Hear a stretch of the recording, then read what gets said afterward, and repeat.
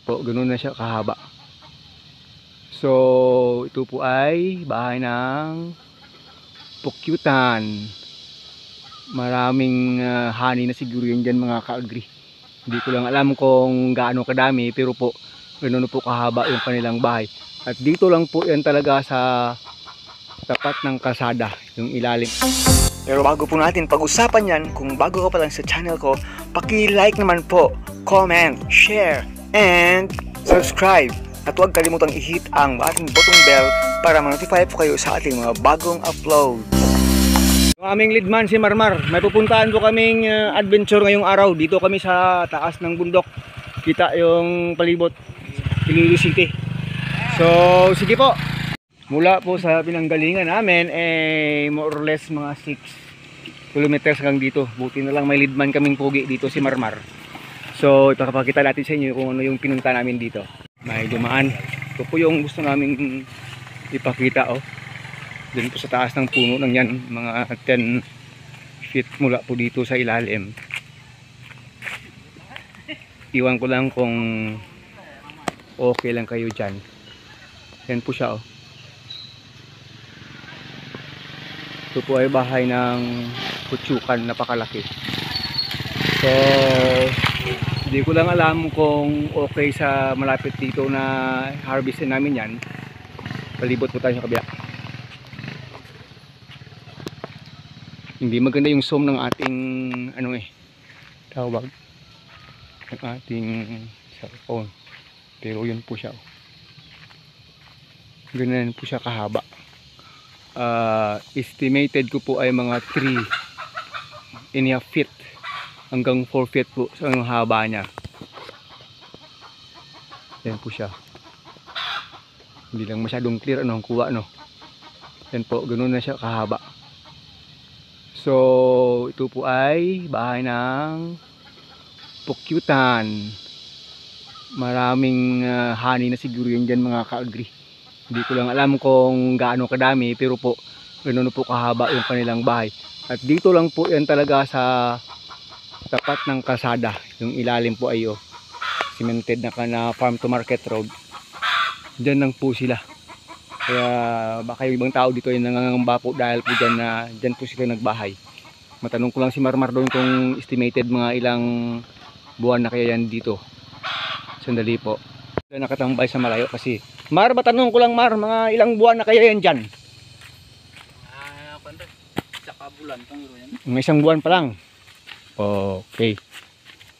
Ano kaya sir maganda gawin din sir? Harvest pa natin sir or sila yung mag-harvest sa atin? Ayan, kasama ka po si Sir Agrian Adventures po yan.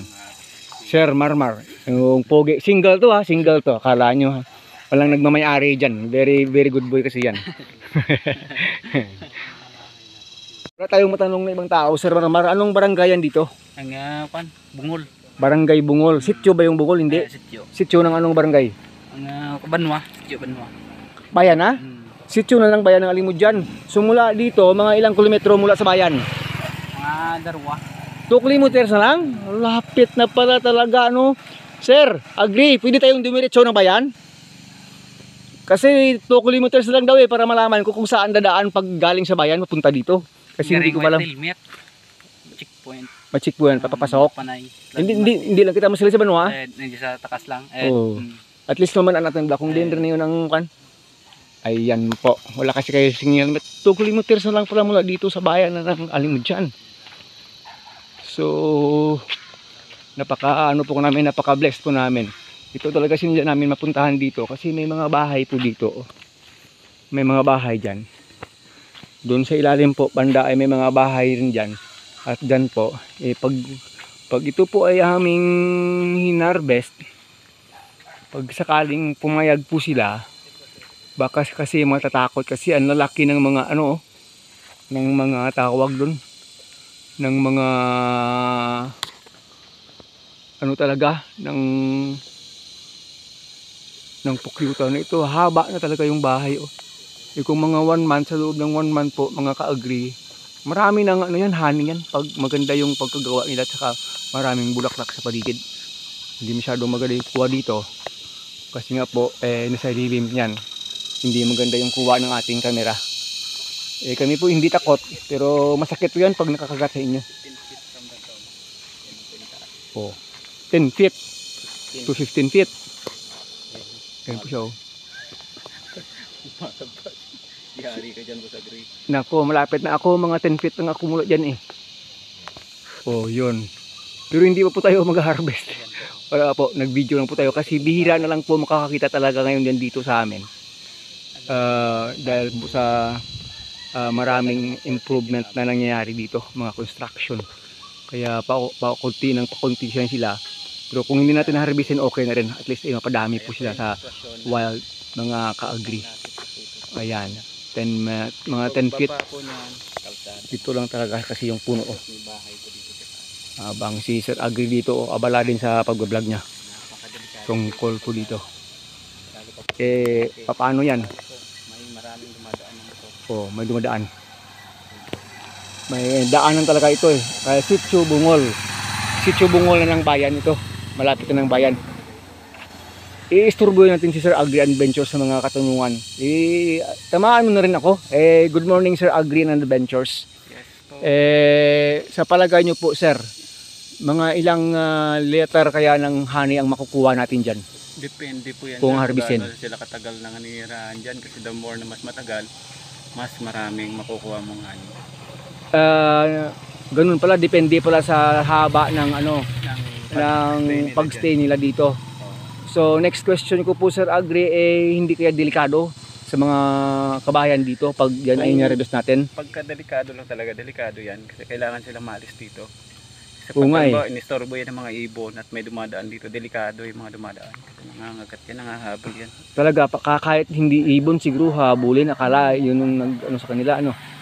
Yung isang ko po Sir, concern ko po kasi, pag na-try natin umpisang ma-harvest dyan, baka delikado rin yung mga tao sa paligid, hindi naman. Hindi naman. Kasi Hindi kung naman. pausukan mo lang yan para umalis sila, Oo, lilipat lang sila ng tirahan. oo. Pero hindi sila papasok ng mga bahay-bahay ng mga tao. Hindi naman. Hindi naman. Oo, ayan po. Pag pausok mo kasi alis lang. So, ayun po, hindi po tayo expert po dito.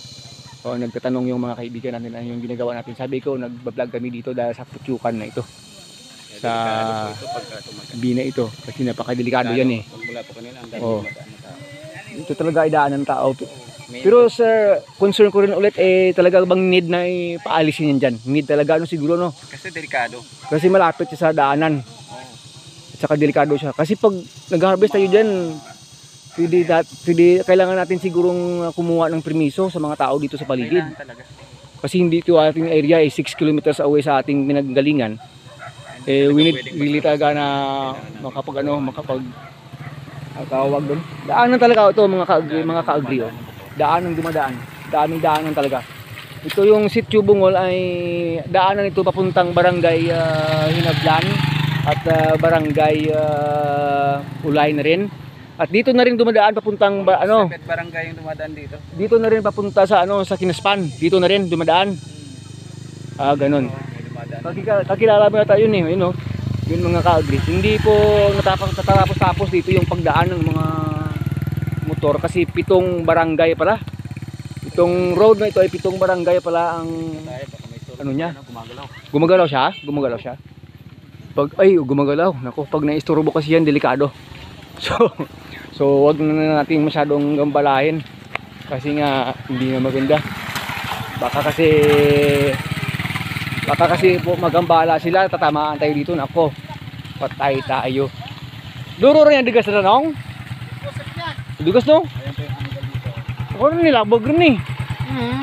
So delikado gawa yun. What kita to na? Pero delikado na kung di mabudya mo. May tabuan nga dyan, kung karakaga matublag na, abi na karang nagagyan mo ng tublag na, tapos agad. May matiro nga isang bilog, maraming tao yan. Tapos agad, ano gani? Kay, man, kung buhay ito na, dito kita mo dyan mo. Ako ginang ginahangad ginang man ito na dyan. Sino gani ikaw? Joey, wala. Joey, para lang nga mamanaan ka mga kapamati nga ikaw si Sir Joey. Sa din ko nga barangay? Yan as panang. Kanas pa na sa ambakugid. Ito gagili pa kadto sa Espanya mo ligagi gali. Sa patra kagamagi ka dyan. Delikado ra mo. Tiro na kita na ito. Mga tapos sa gayud kaw. Ay, buhatin na kakita. Kuro dyan. Oo. Yan po mga ka-agree, napakadelikado kasi daanan po ito talaga dito, ng 7 barangay. Thank you Sir Joey, thank you Thank you po, natanong po natin si Sir Joey, mga ka-agree. So, ayun, baka malugtungan natin mamaya yung ating video tungkol po dito sa natagpuan natin ditong tawag doon. Malaking bahay po ng Putsukan, talagang parang mini highway na rin yan dito, ano? Oh, makikinig po tayo sa sa vlogging ni Sir. Pero hindi natin gagawin yan hangga't hindi papayag yung mga tao dito sa paligid. Kaya Sir, anong babalang no? Ibili natin dito kay Sir Marmar na if ever gusto nilang paalisin yan dyan, pwede nila tayong kontakin kasi may mga gamit tayo na pwede nila natin silang paalisin dyan na hindi sila masasaktan or something na mamatay kasi endangered na po yung mga kanyan na klase lang. Tama Sir, hindi sila dapat mapapatay, dapat paalisin lang. Paalisin lang. Usok lang talaga kailangan dyan para dadami pa talaga sila. Pero napaka-delikado lang dito kasi sa daan eh. Okay sana yan pag medyo malayo sa daan. Yung isang risk pa po dyan mga ka-agree pag may mga batang hindi maganda yung dyan at kunwari binato yan ng konti, nako patay kang bata ka. Kasi talagang mga gat yan, pwede kang ma-hospital, pwede ka pong mamatay. So yun po, kung makapag-continue po tayo dito, i-update po namin kayo sa natagpuan natin ditong bahay ng malaking Putsukan na po talaga ito. Kung papayag po dito yung mga tao, hayaan na lang natin si Sir Marmar na siyang dito ng mga tao dito. Mag-inform sakasakaling gusto nila na ma-harvest po yan or maalis po yan dyan. Para po sa safety ng mga dumadaan dito. Ito po shadow ng malaki Sabi kanina ni Joey, marami na daw honey yan pag ganyan na po kalaki. Napakalaki po, tingnan sa malayo talaga. Mga 3 feet and a half to 4 feet na po yung haba niyan talaga. Hanggang dito na lang.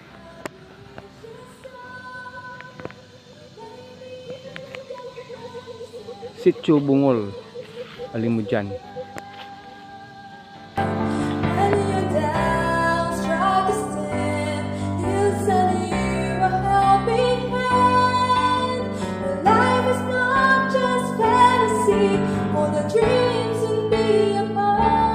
Don't give up, never stop.